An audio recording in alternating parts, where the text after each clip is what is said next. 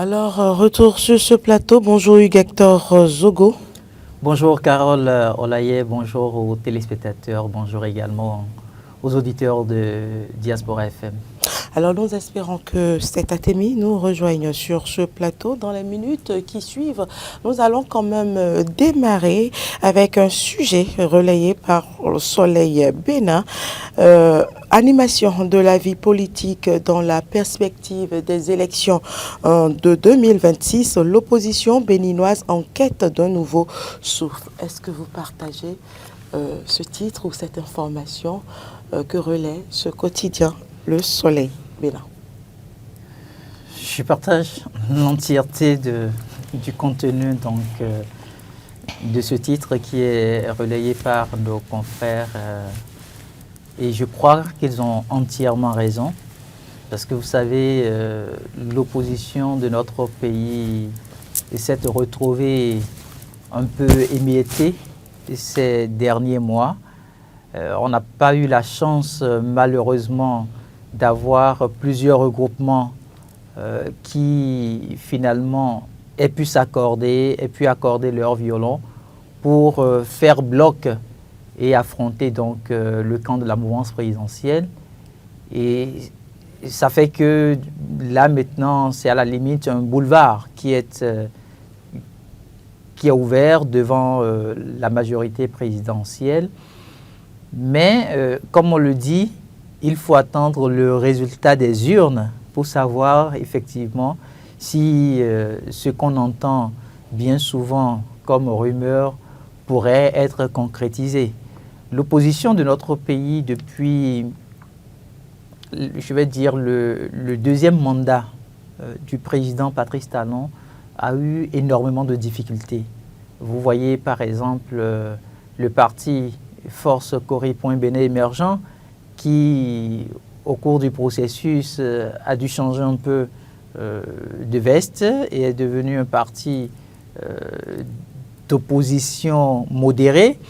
Vous avez même au niveau du vrai parti de l'opposition, donc les démocrates, un peu plus de radicalité, mais à un moment donné, les vrais sujets d'intérêt national sur lesquels ils auraient pu se prononcer pour qu'on puisse comprendre que la démarche dans laquelle ils se retrouvent, ce n'est pas une démarche à partir de laquelle ils ont affaire exclusivement à la personnalité du président de la République, mais plutôt au mode de gouvernance. On s'est rendu compte, malheureusement, qu'ils n'ont pas pu se prononcer pour autant sur ces questions-là. J'ai pu suivre l'honorable Guy Dossou-Motokpe qui, au cours de cette période de campagne, lors de sa sortie, signifiait qu'il y avait un certain nombre de questions qui ont été adressées donc, au gouvernement et au niveau de l'Assemblée nationale, près de 70 si mes souvenirs sont bons, et qu'en réalité, il y a moins d'une vingtaine de questions auxquelles le gouvernement a pu répondre. C'est bien d'évoquer ces cas-là, c'est bien de le faire, mais au même moment, c'est aussi bien que nous puissions nous arrêter pour nous poser les véritables questions de savoir l'opposition que nous avons dans le pays, quelle est sa part de contribution au développement de notre nation. Est-ce que l'opposition va juste surfer sur les erreurs éventuelles du pouvoir en place pour monter au créneau?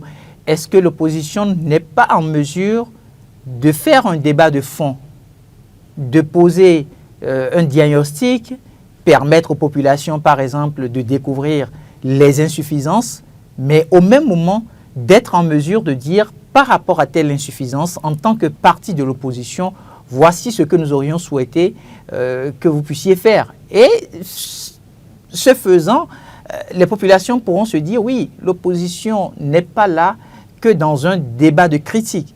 Parce que malheureusement, c'est ce à quoi on a été confronté ces 4-5 dernières années. On s'est retrouvé avec une opposition de critique au lieu qu'on ait pu avoir une opposition critique. Et moi, ça me dérange personnellement. Et donc, je trouve effectivement qu'il faut un nouveau souffle à l'opposition de notre pays. J'ai vu, par exemple, le docteur Valentin Agon, un panafricaniste, un scientifique, qui aujourd'hui prend de la parole, qui s'invite dans le débat. Et si on peut arriver les 5 prochaines années à venir, ou les 7 prochaines années à venir, puisque nous sommes maintenant dans un septennat, si on peut arriver à avoir, je vais dire, des intellectuels, des élites de la trempe du docteur Valentin Agon, qui acceptent de jouer le rôle de l'opposition pour faire des propositions assez concrètes, je pense que ça va être très utile pour notre pays. Alors, on constate visiblement que cette situation n'est pas sans conséquence sur le déroulement de la campagne électorale, surtout pour ce parti politique qui va également aux élections législatives et communales. Oui, vous savez, quand vous suivez un peu le débat qui a été fait ces derniers mois par le principal parti de l'opposition, je préfère qu'on puisse effectivement s'accentuer sur la vie de cette formation politique, à savoir donc le parti Les Démocrates. Quand on suit un peu leurs différentes sorties, on se rend compte que le parti a besoin de moyens. Parce qu'un parti politique qui fait de l'opposition a besoin plus de moyens que le parti de la mouvance présidentielle, par exemple. Voyez-vous, alors, quand vous regardez les différents leaders politiques qui se retrouvent au niveau de l'opposition, combien sont-ils, par exemple, à faire des levées de fonds? Est-ce que l'opposition de notre pays est habituée à faire des levées de fonds, par exemple? Des levées de fonds au cours, suite auxquelles on peut se dire tel montant ou telle cagnotte qu'on a pu lever, voici le secteur dans lequel nous allons pouvoir faire d'investissement. Le parti de l'opposition, par exemple, peut prendre l'initiative de faire une formation à l'engagement citoyen, à ses militants. Mais pour pouvoir le faire, pour que ça soit une véritable école, une école à partir de laquelle les acteurs qui vont y prendre part arrivent effectivement à apprendre des notions relatives à la citoyenneté active, aux valeurs républicaines. Comment est-ce qu'on est un militant actif? Quelle est la contribution qu'on apporte en tant que citoyen se retrouvant au cœur d'une formation de l'opposition? Pour arriver à faire tout ça, il faut en réalité que le parti ait les moyens financiers. Vous aviez vu, les sorties nous ont permis quand même de comprendre que l'État, par exemple, n'est pas encore arrivé à retourner les fonds qu'on doit au parti Les Démocrates. Et ça, dans un régime démocratique, c'est une maldonne, parce que ça ne permet pas au parti de pouvoir animer effectivement la vie politique, parce que quand on est au cœur de la démocratie, on a à la fois les partis de la mouvance et on a aussi les partis de l'opposition. Maintenant, si les partis de l'opposition se retrouvent, je vais dire, sans moyens, alors que les tests et lois de la République leur donnent le droit donc de bénéficier de ces moyens-là, qu'est-ce qu'ils peuvent concrètement? Et donc, aujourd'hui, le parti a dos au mur. Les quelques leaders, quand vous prenez le président Boni Yayi, quand vous prenez Éric Rounete, deuxième vice-président honoraire de l'Assemblée nationale de notre pays, ils peuvent apporter leur contribution. Mais à eux seuls, est-ce qu'ils peuvent porter la vie, l'animation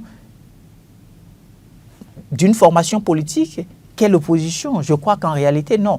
Donc, il y a un certain nombre de sujets sur lesquels on peut reprocher des choses au parti de l'opposition, qu'est les démocrates, mais au même moment, il y a des choses que l'on peut reprocher aujourd'hui au gouvernement qui ne travaille pas pour leur permettre d'obtenir les moyens dont ils sont en fait les détenteurs, puisque ce sont les textes et lois de la République votés à l'Assemblée nationale et promulgués par le président de la République qui leur concède ce droit-là.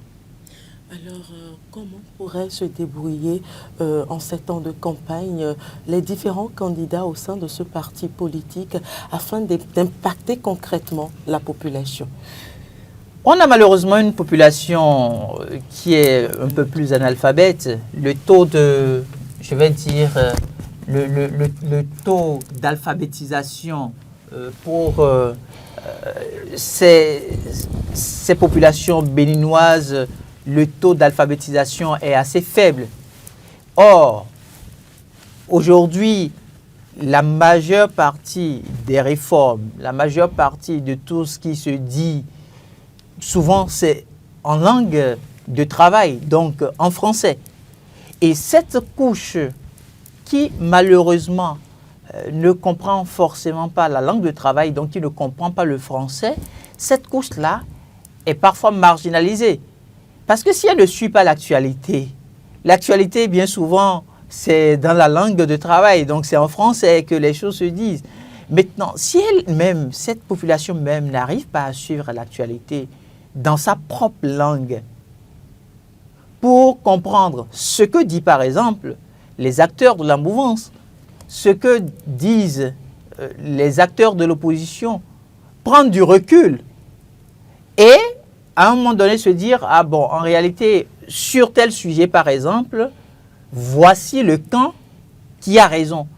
Donc, si le débat, c'est-à-dire que si l'État même qui doit de manière constitutionnelle assurer la formation civique n'arrive pas à jouer pleinement ce rôle-là, ne vous attendez pas à ce que ce soit l'opposition qui puisse, avec ses maigres moyens, tirer son épingle du jeu. Ça va être un peu difficile. Aujourd'hui, avec l'effectif que nous faisons au Bénin, près de 14 millions d'habitants, qu'est-ce qu'un parti de l'opposition à lui seul peut faire pour chercher à faire basculer la balance? Donc pour moi aujourd'hui, le véritable défi, c'est que les gouvernements puissent travailler à la conscience civique, qu'on puisse mieux éduquer les populations aux valeurs de la nation, aux valeurs patriotiques. Et ça, ce n'est pas exclusivement en français que ça doit pouvoir se faire. Ça doit pouvoir se faire dans nos langues nationales. On a le fon, on a le bariba, on a le haïzor, on a le adja, on a le dindi, ainsi de suite. Nous avons, je vais dire, une richesse en termes de langue au Bénin. Et ça ne coûte absolument rien à l'État béninois de pouvoir investir.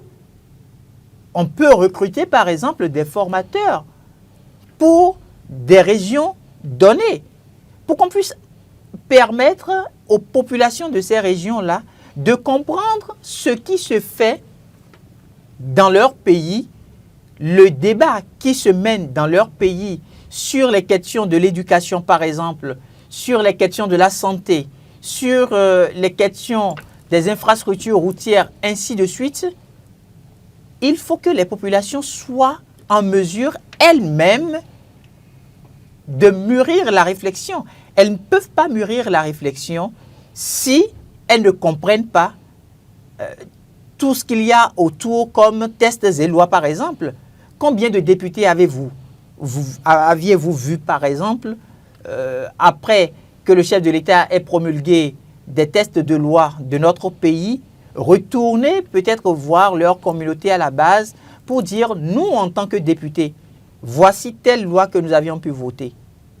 Et voici ce que ça pourrait avoir comme incidence. Ça ne se vit pas. Et pourtant, nos députés sont payés.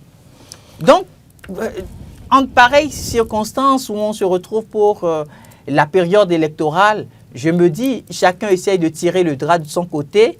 Et si vous arrivez à tirer votre épingle du jeu, tant mieux. Mais il n'y a pas un véritable débat de fond. où on puisse dire oui, les populations sont assez matures aujourd'hui, elles ont cette liberté-là de pouvoir voter pour tel camp parce qu'effectivement, elles ont compris tous les enjeux liés à tel ou tel autre secteur.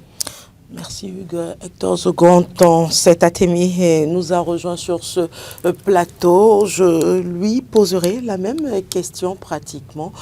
Le thème retenu ou le sujet sur lequel nous débattons avant votre arrivée, cet Atemi, bonjour déjà. Bonjour. Alors, le sujet, c'était l'animation de la vie politique. L'opposition béninoise en quête d'un nouveau souffle.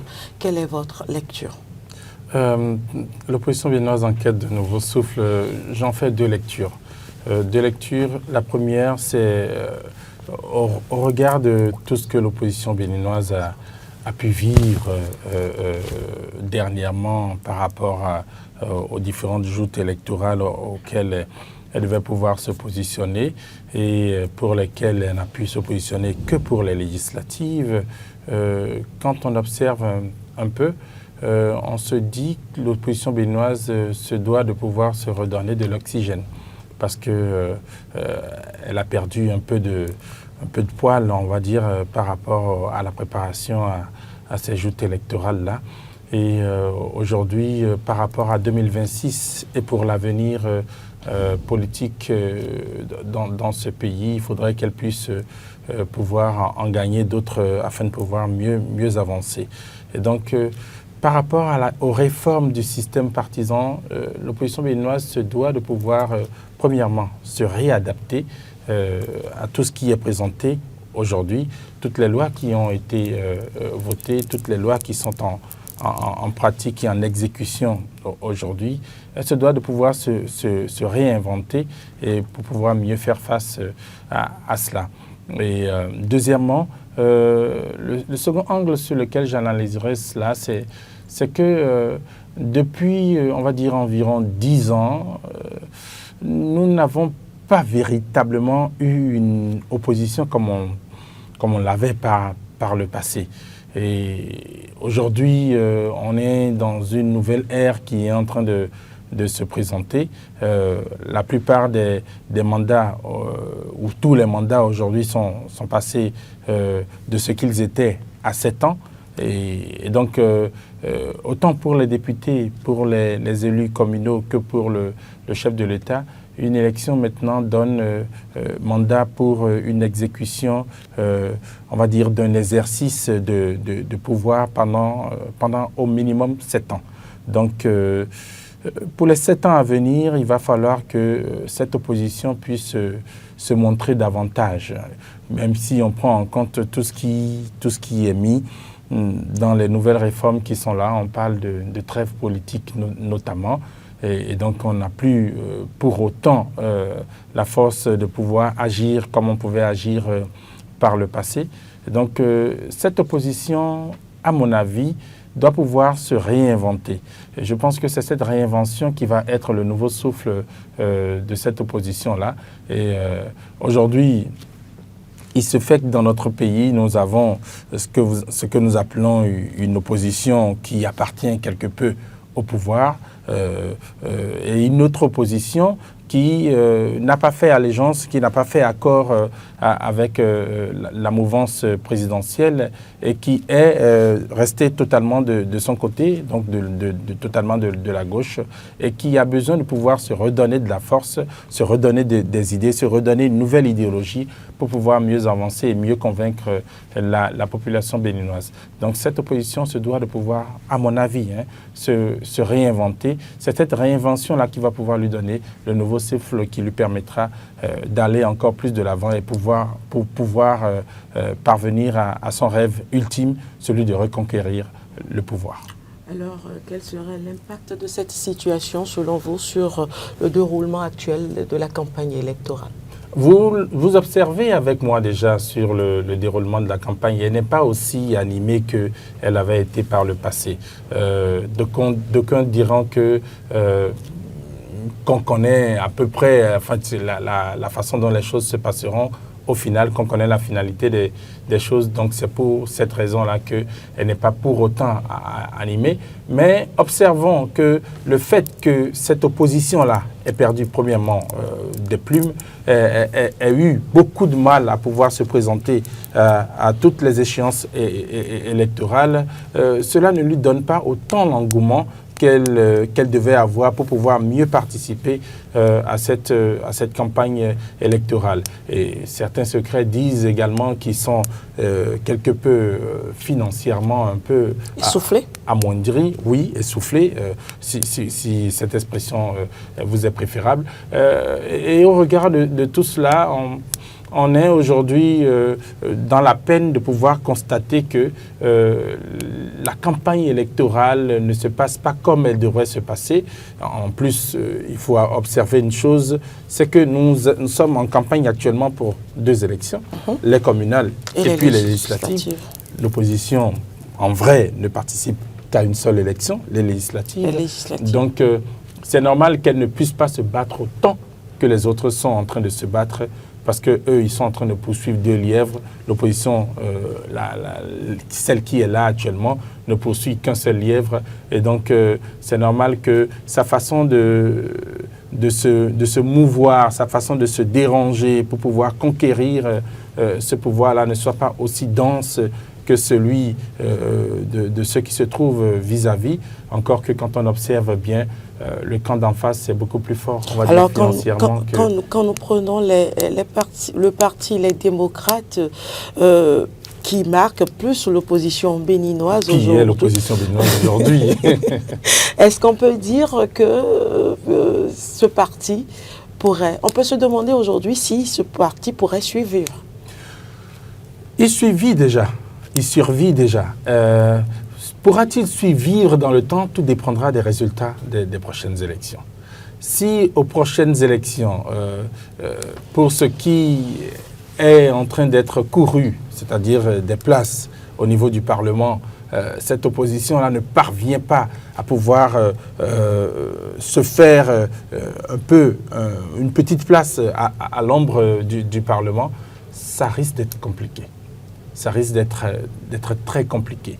Parce que au-delà des crises internes qu'il y a eu, au-delà de tout ce qu'on sait qu'il y a eu, il y a également que quand tout cela vous arrive, vous êtes quelque part sur un point de vue moral, ne serait-ce que ça, vous êtes touché, vous êtes atteint. Et il faut avoir la force morale et par revers la force idéologique pour pouvoir avancer. Et donc si l'objectif qui est poursuivi n'est pas atteint, j'ai crainte que cette opposition qui est aujourd'hui incarnée par le parti les démocrates puisse davantage être affaiblie au point de pouvoir disparaître. Je dirais, sur l'échiquier politique. Je dirais jeter l'éponge. Je dirais jeter l'éponge. La même question pour vous, Hugues Zogo. Je pense quand même que les élections législatives sont des élections d'un enjeu très important. Capital. Et le parti de l'opposition, les démocrates, contrairement à ce que mon cher confrère Seth Atemi est en train de penser, aurait pu surprendre si à un moment donné, elle-même ne s'était pas retrouvée dans un certain nombre de scénarios qui ont fini par l'asphyxier. Parce qu'il y avait un schéma qui était plus en vue. Le schéma, c'est que le parti, les démocrates, tout étant un parti de l'opposition, puisse faire de l'opposition dans une démarche critique. Le fait, par exemple, que des députés à l'Assemblée nationale refusent de voter un budget de l'État, c'est empêcher, par exemple, l'État de fonctionner. Alors, quel citoyen digne d'une nation aurait pu accepter pareille attitude? Voyez-vous, donc, à un moment donné, il y a eu des choix. Je ne les juge pas. Ils sont en train de faire de la politique. c'est leur droit le plus absolu de faire la politique telle qu'ils entendent. Mais je crois qu'il y a eu un certain nombre de sujets sur lesquels, à l'Assemblée nationale, ils auraient pu faire passer leur formation politique, mettre la casquette de l'opposition de côté et penser État-nation. Ça leur aurait été aujourd'hui profitable. Voyez-vous? Et le fait de les retrouver seulement sur les élections législatives aurait pu être un avantage énorme pour eux. Parce que vous avez vu, le président Patrice Talon, il s'est retrouvé être un chef d'État réformateur. Et dès qu'on parle de réforme, il y a forcément des personnes qui sont fâchées. On est assez réfractaire quand on entend parler des réformes. Donc, toutes les personnes réfractaires se retrouvent donc systématiquement à rejoindre le camp d'en face sans savoir si le camp d'en face leur offre l'Eldorado ou pas. Le plus important, c'est de voter contre le camp de celui qui a initié des réformes. Ça, c'est le propre d'un certain nombre de citoyens. Et donc, ça aurait pu, cette catégorie de citoyens, par exemple, aurait pu rallier le camp de l'opposition si l'opposition même, à un moment donné, n'avait pas manqué de stratégie pour aller au bout de ses idées. Donc, ça, c'est le premier élément. Le deuxième élément, quand on laisse le fait que le président Patrice Talon est un réformateur, il y a les sujets d'intérêt auxquels je viens de faire référence. Personnellement, je ne les ai pas trouvés assez pragmatiques. Je n'ai pas constaté un débat de fond avec leur formation politique. Et donc, ça les a desservis, ou ça pourrait les desservir. Et le troisième et dernier élément sur lequel je vais peut-être me prononcer, c'est qu'ils n'ont pas su ressortir effectivement les insuffisances du pouvoir en place et en retour pouvoir dire au peuple béninois, voici ce que nous vous proposons. Vous voyez des députés qui sont partis à l'Assemblée nationale, qui étaient adulés par le peuple, mais une fois à l'Assemblée nationale, ont manqué de stratégie politique pour rester fidèles à leur ligne de départ. Quand je parle de la fidélité, ce n'est pas le simple fait de dire nous ne sommes pas d'accord avec le chef de l'État sur tel point. Vous connaissez l'honorable Éric Rondeté, la poigne de ses interventions. Mais au cours de cette mandature finissante, combien de fois aviez-vous vu l'honorable Éric Rondeté, par exemple, sur des questions d'intérêt national, prendre la parole et faire bouger l'hémicycle? Ça, ils nous ont habitués à ça. Ils nous ont habitués à ce genre de débat entre intellectuels. Mais malheureusement, avec cette mandature finissante, on n'en a pas eu droit. Et je crois que l'opposition aurait pu surfer là-dessus. L'opposition aurait pu utiliser les plateaux de télévision, les stations de radio, pour ce que je pourrais appeler les tribunes républicaines.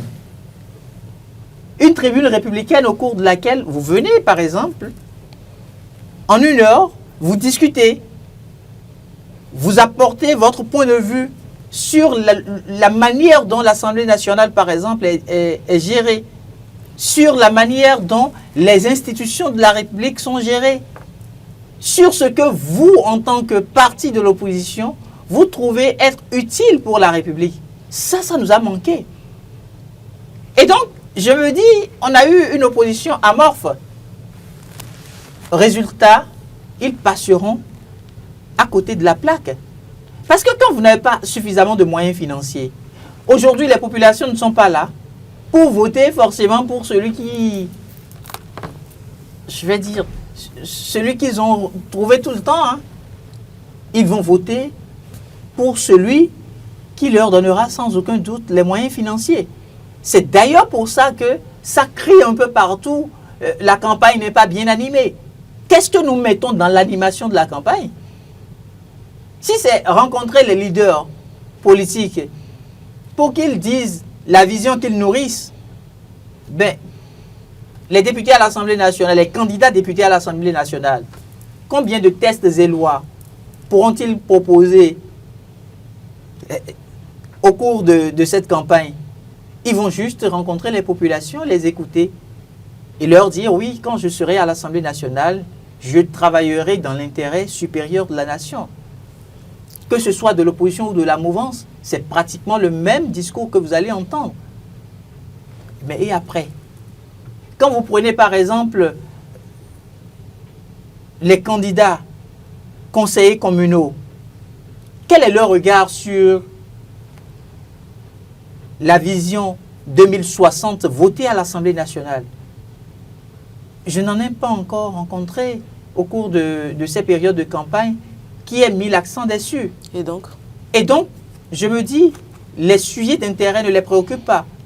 La seule chose qui les préoccupe aujourd'hui, c'est de mentir à cette population, malheureusement, qui ne maîtrise pas forcément tout ce qu'il y a autour des questions, des sujets d'intérêt, et de parvenir à gagner leur confiance, se retrouver à l'Assemblée nationale.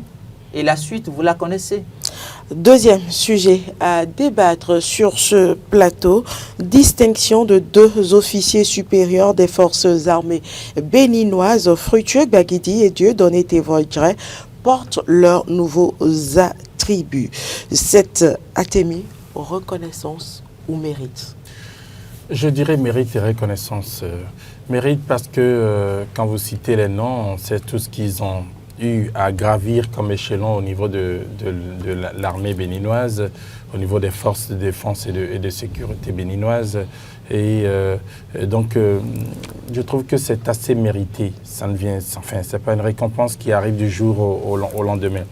Et puis, au regard seulement du régime en place, vous observez que c'est à la fin que cette récompense, je la mets entre guillemets, ce mérite-là arrive. Ces attributs-là leur sont accordés totalement à la fin. Et pourtant, ce sont des personnes qui ont travaillé avec le régime tout depuis le début jusqu'à présent. Donc pour moi, c'est un mérite pour tout le parcours qu'ils ont eu au sein des forces armées béninoises. Reconnaissance, oui, parce qu'ils ont travaillé avec une personne qui s'est trouvée être à la tête de la nation, qui a pensé des réformes au niveau sécuritaire, qui a été accompagné par ces personnes-là et qui ont fait le job à ses côtés, qui l'ont accompagné dans sa vision. Et donc aujourd'hui, il se doit d'être reconnaissant envers ces hommes qui sont des forces armées béninoises et au regard également des derniers événements qu'il y a eu, notamment le 7 décembre dernier. Vous savez que ce sont des personnes qui ont été des acteurs clés dans le fait que ce coup d'État ait pu être déjoué. Et donc, c'est normal qu'ils puissent recevoir cette reconnaissance-là. Mais au-delà de la reconnaissance qui peut être vue comme venant d'une personne, d'une tierce, notamment le chef de l'État, il faut également dire que ce sont en fait je vais dire des attributs qui leur sont accordés mais qui sont totalement mérités, parce que quand on observe un peu ce qu'a été autant le général Fructueux Gbagidi que enfin, je veux dire le chef sous-titre au niveau de la présidence Tévoidjre, j'essaie de m'en souvenir, mais ça ne me revient pas, ça va revenir peut-être tout à l'heure. Ce sont des personnes qui ont travaillé et qui ont travaillé avec loyauté auprès du chef de l'État et qui ont montré de la loyauté, qui ont montré qu'ils étaient totalement des soldats patriotes et qui ont montré qu'on pouvait compter sur eux. Et donc je trouve que c'est largement mérité, même si certaines personnes pourraient voir ça comme étant une simple récompense d'une tierce vers des hommes armés. Hugues Hector Zogo, Oui, un mérite ou une reconnaissance je souris parce de la que... fidélité. Oui, je souris parce que c'est un mérite et c'est une reconnaissance. Il faut avoir le courage de pouvoir le dire. C'est un mérite et c'est une reconnaissance. Et je me donne le devoir de féliciter ces hauts fonctionnaires de l'armée pour leur parcours. D'abord, les deux sont tous enfants de troupe. Ils ont été tous deux enfants de troupe. Et donc, ça voudrait dire que déjà dès le bas âge, ils étaient dans la posture d'élite. On n'est pas enfant de troupe quand on n'est pas brillant. Voyez-vous? Et donc, à partir déjà de la formation en tant qu'enfant de troupe, il y a un certain nombre de valeurs qu'on leur a inculquées. Et durant leur parcours, tous deux ont démontré leur fidélité à la République. Ils ont démontré la rigueur professionnelle. Ils ont démontré également l'engagement constant au service de notre État, l'État béninois. Pour moi, c'est un mérite. C'est un mérite parce que on se retrouve aujourd'hui dans un environnement sécuritaire assez exigeant, où la moindre erreur peut être fatale à toute la République. Vous et moi sommes là dans la quiétude, en train de nous retrouver à animer ce plateau, parce qu'autour de nous, il y a des citoyens qui reçoivent des ordres de leur hiérarchie supérieure, des recommandations sur le plan sécuritaire pour permettre à ce que la mission qui nous est assignée, nous puissions l'accomplir pleinement et sans aucune difficulté. Le général Fructueux Gbaguidi, vous savez, c'est quelqu'un de très effacé. Quelqu'un de très effacé. Parfois, quand je regarde un peu son parcours, pour qui il a été, je me demande comment il arrive à vivre ce sens de l'effacement. Et rapprochez-vous un peu de nos forces de défense et de sécurité et vous vous rendrez compte que c'est un officier supérieur qui a du respect, même pour les hommes de rang. Et ça, ce n'est pas monnaie courante dans notre sous-région. Déjà même, quand vous portez un certain nombre de grades d'officiers, sans être même un officier supérieur, vous constatez que ces personnes-là gardent une certaine distance avec ceux-là qui se retrouvent malheureusement dans les rangs. Mais ce n'est pas le cas du général Fructueux Gbaguidi. Aujourd'hui, il a été promu. Et si certaines personnes doutent encore des raisons valables qui aient pu permettre à notre République de pouvoir l'honorer, on peut faire un retour en arrière. Vous avez vu les questions sécuritaires dans notre septentrion.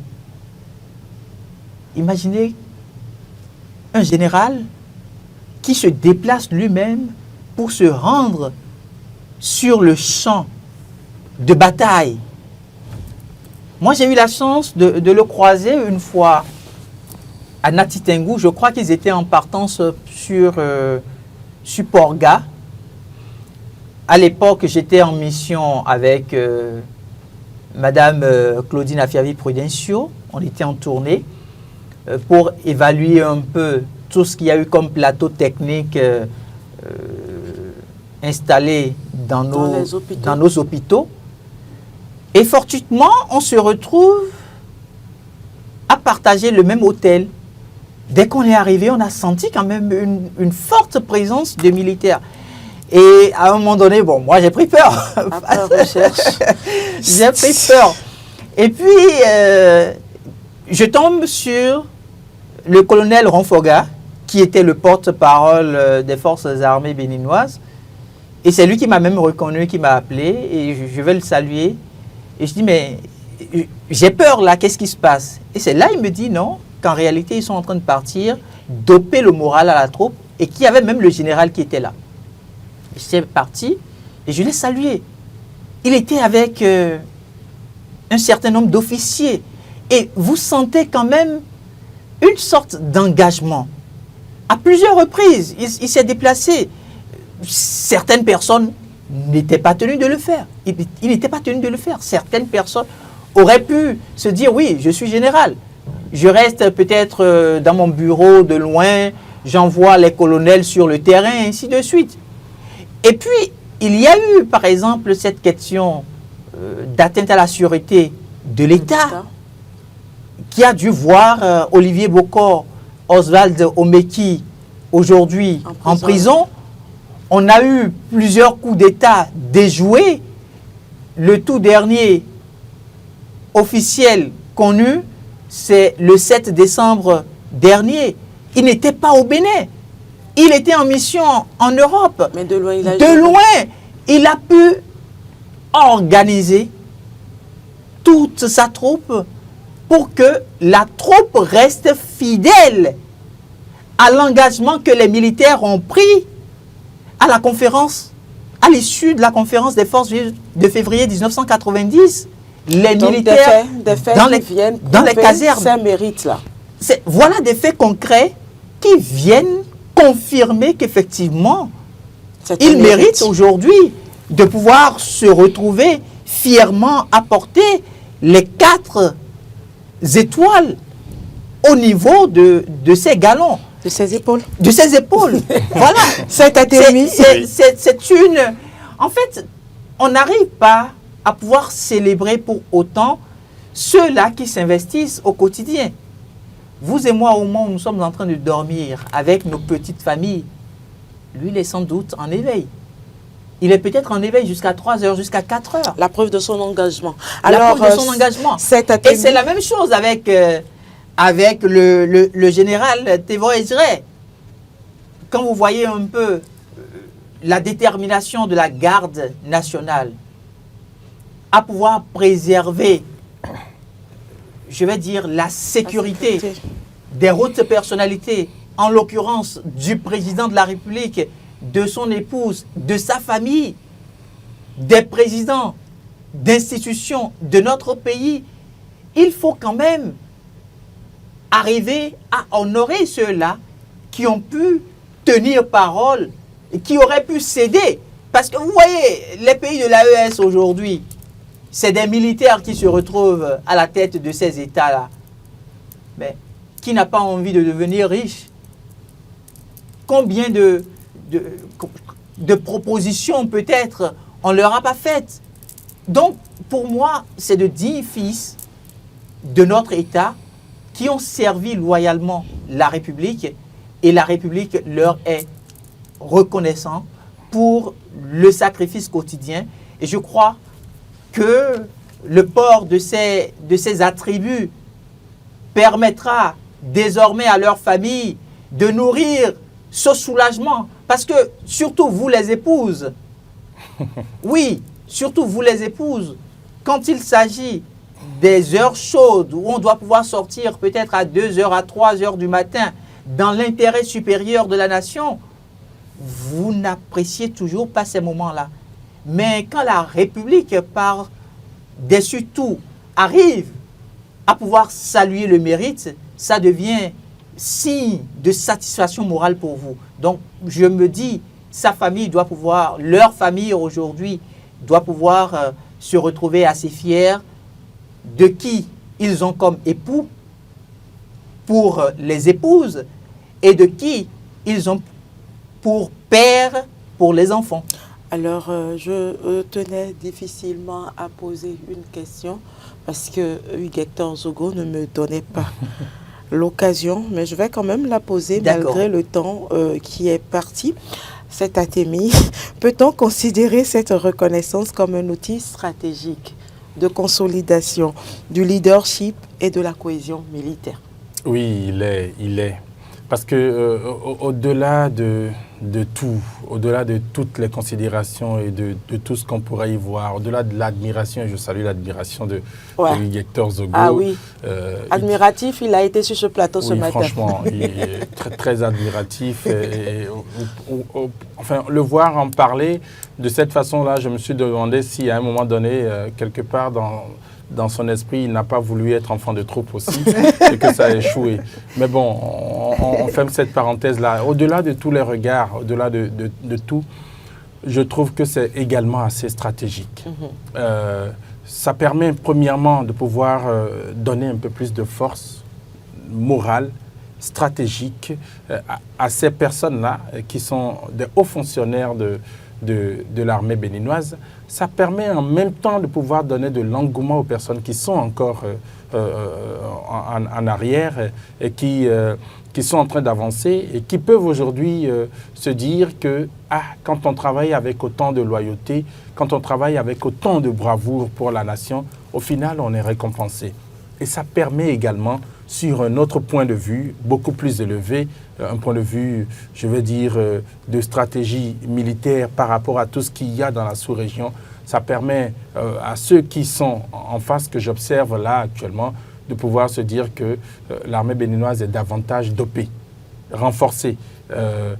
Vous savez, quand l'école nationale de police se trouvait juste à côté de la BCAO, le siège de la BCAO, quand on demandait aux soldats qui s'y trouvaient comment était le moral, quand le moral il est au beau-fils, ils disent que le moral est au-dessus de la BCAO.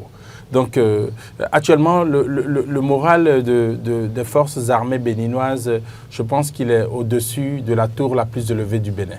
Donc je crois que c'est stratégique et les recommandations ont été reçues. Nous, on ne voit que les attributs.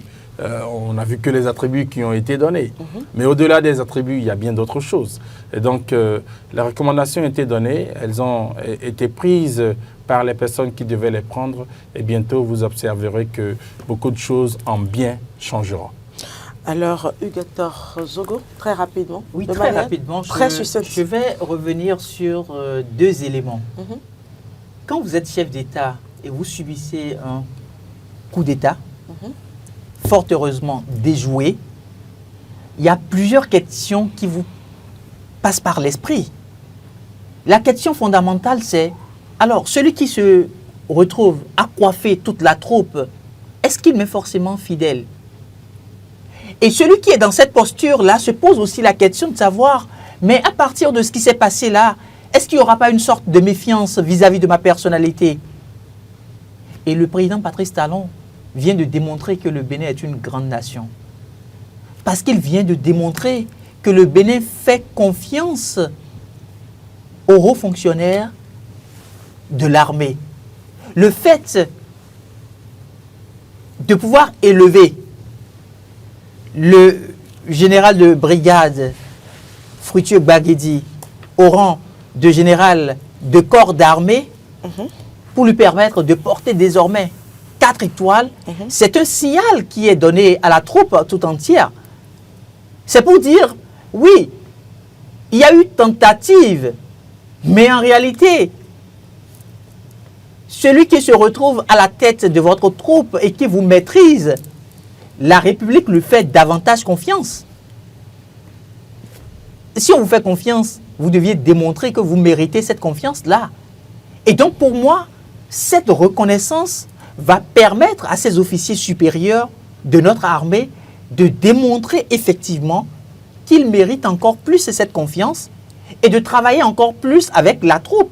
Vous savez qu'avec le général de corps d'armée Fructueux Baguedi, on va s'habituer à la nouvelle appellation.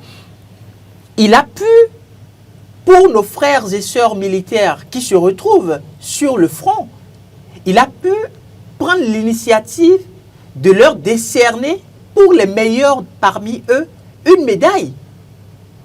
C'est une nouvelle distinction dans la sous-région.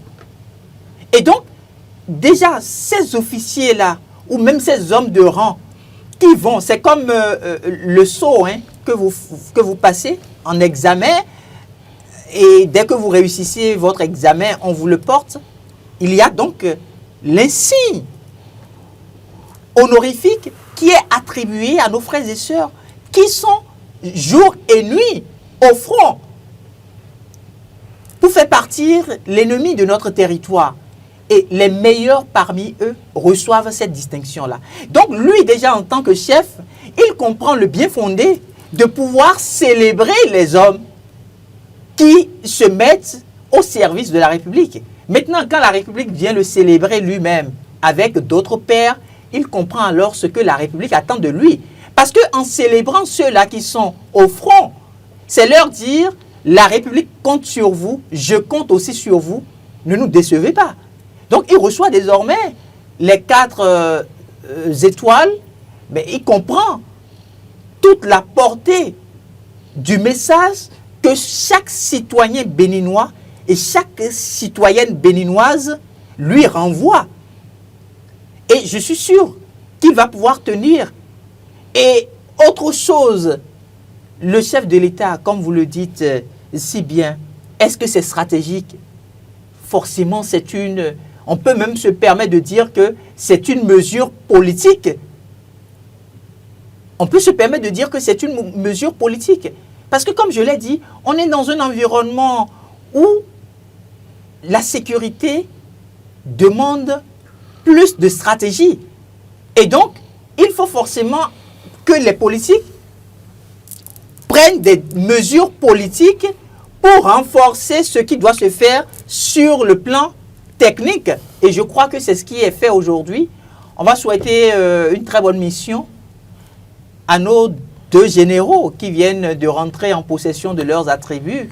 Il y a le général Bada qui n'est pas encore entré en possession de ses attributs. Vous savez qu'il y a les obsèques de son épouse dans quelques jours. On est de cœur avec lui. La République entière le soutient dans cette douleur-là.